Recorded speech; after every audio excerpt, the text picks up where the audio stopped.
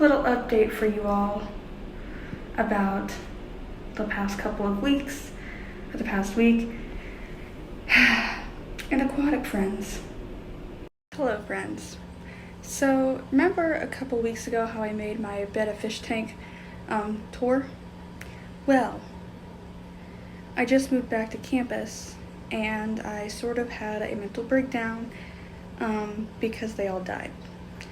And I literally just figured out the reason why. So I'm going to tell you all about my crazy fish tank journey. First of all, how do you guys like my shirt? It's Supernatural and I love it because I love Supernatural so much. It's like one of my favorite shows. However, the real reason for this video.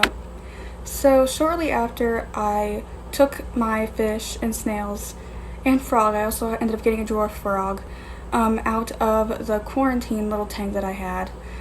I went ahead and put the filter in and set up their other tank. They were fine for a little bit, but then like a next day or two, I noticed that Franscio, my betta fish, was extremely fat. And it seemed a little bit weird. Well, come to find out, my guppies were not pregnant. They had what was called dropsy. Got it from the pet store, and it spread. So one by one, they all died. And that, I was not happy, because I'm sitting here thinking, did I do something wrong? So a few days later, I thought, maybe it's the size of the tank. So I ended up going to the pet store and getting a larger tank. But then I realized I did not have the right filter. So that kind of was a failed project. And the fish did not seem happy in that tank. So I ended up putting them back in the other one. And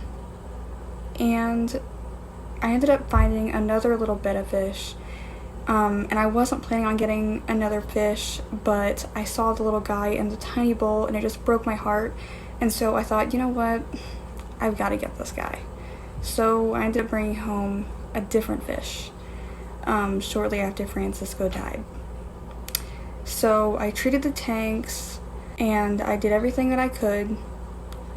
After a partial water change, about a week later, he died.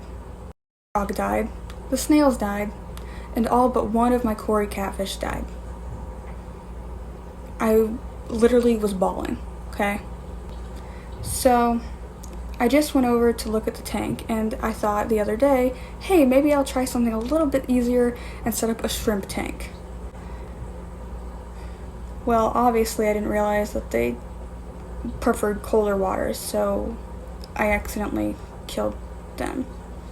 I did find out just a few minutes ago what it was that have killed my fish and snails and frog.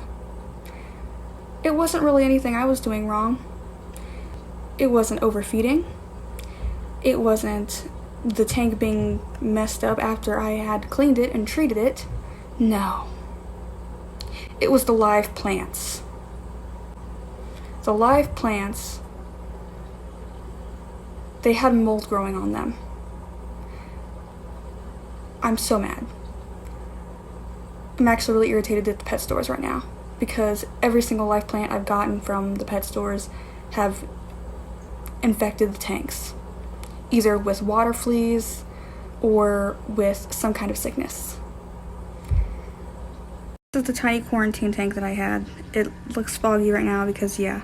So I ended up scooping out my Anubias plant, this fake plant, because either I'm going to have to try boiling it or something else. And then look at the algae plant. This is the bottom of it. Look at that. That is disgusting. I'm so mad. Fish did not die because of anything I did. They died because of infected plants. So this is a warning to anybody who gets live plants from a pet store. Always wash them off, always inspect them, and be extremely, extremely careful. If I ever do an aquarium with live plants again, I'm probably going to quarantine the plants first.